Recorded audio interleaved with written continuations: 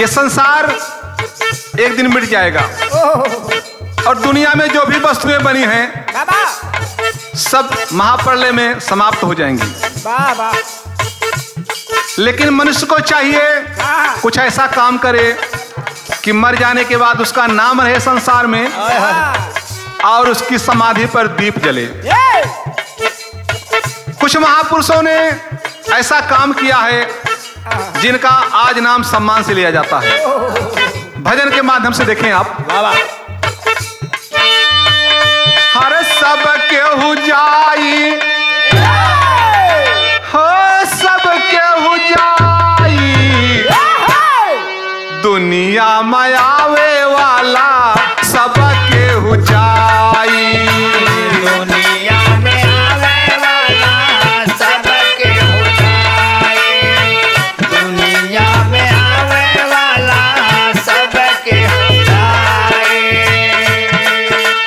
राम कृष्ण राधा रुक्मिणी शिव भोला गौरा माई।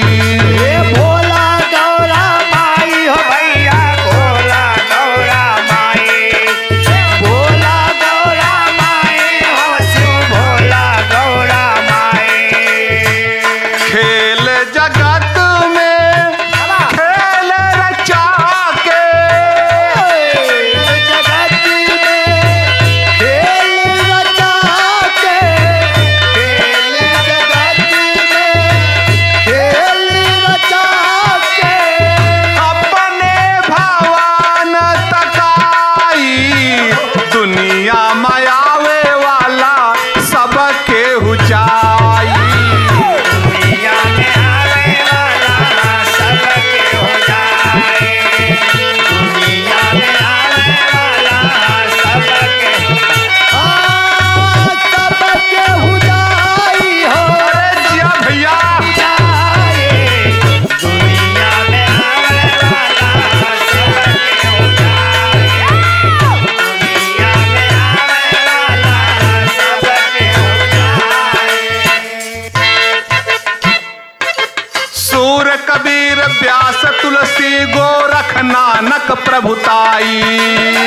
नानक प्रभु जाई हो भैया, गुरु नानक प्रभु जाई, गुरु नानक प्रभु जाई हो भैया, गुरु नानक प्रभु जाई। हर कालिदास का दुल्हन मारिस, कालिदास का दुल्हन मारिस, कालिदास का दुल्हन मारिस। महाकवि भय भाई, दुनिया में आवे वाला सब केहू जाई। दुनिया में आवे वाला सब केहू जाई, सब केहू जाई हो, सब केहू जाई। दुनिया में आवे वाला सब केहू जाई, दुनिया में आवे वाला सब केहू जाई। ध्यान दें आप सब, हमारे हिंदुस्तान में दो महान कवि हुए। एक का नाम कालिदास, दूसरे का नाम तुलसीदास। कालिदास को उनकी पत्नी विद्योतमा ने दो तमाचा खींचकर मारा, वो महाकवि हो गए। तुलसीदास की पत्नी रत्नावली ने तुलसीदास को डांटा, वो भी महाकवि हो गए, रामचरितमानस की रचना कर दिए। कालिदास ने अभिज्ञान शाकुंतलम लिख दिया। एक को पत्नी ने मारा, एक को डांटा। लेकिन ऐसा नहीं है कि किसी की पत्नी किसी को मार दे तो कवि हो जाएगा, कोई जरूरी नहीं है। उन पर प्रभु की कृपा हुई। कहना है, प्रभु की कृपा से जहते ज्ञान चक्षु खुल जाई।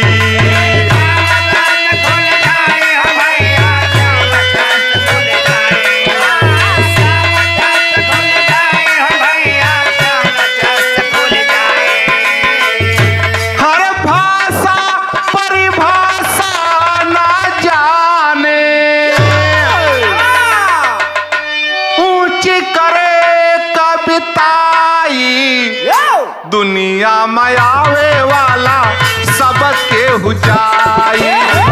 दुनिया में आवे वाला सबके हो जाई।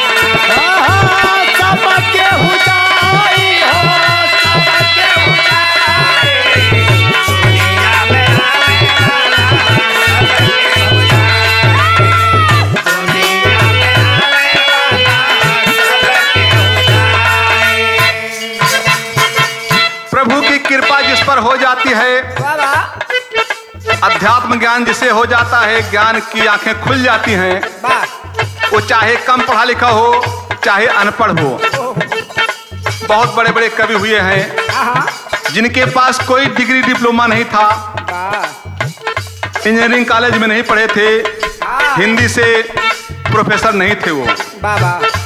उन्हीं लोगों में से भारत देश में उत्तर प्रदेश की पावन धरती सुल्तानपुर जिला में परम आदरणीय माधवदास जी का अवतार हुआ, जिन्होंने श्यामचरितमानस की रचना कर दिया। कहना है, वैसे माधवदास गुरु जी कम कर सके पढ़ाई। कम कर सके पढ़ाई हो भैया, कम कर सके पढ़ाई। कम कर सके पढ़ाई हो भैया, कम कर सके पढ़ाई। श्यामचरितमानस